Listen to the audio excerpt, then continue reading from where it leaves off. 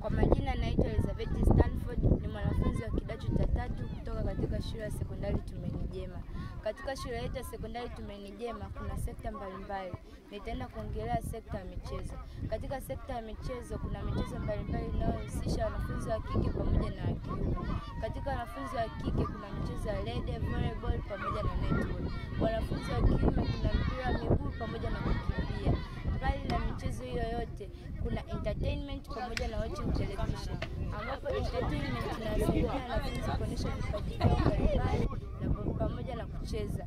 Na pia watching television inasaidia wanafunzi kuangalia taifa habari, na pia inasaidia kuangalia movie mbalimbali zinazosaidia kwenye kuburudisha, kuelimisha na kufundisha. Pia hivyo vyote vinasaidia kuwafanya wanafunzi kuwa active na kuwa wenye afya bora. Asante. Majina naitwa Elisha Maximilian, mwanafunzi wa kidato cha 3 katika shule ya sekondari Tumaini Jema.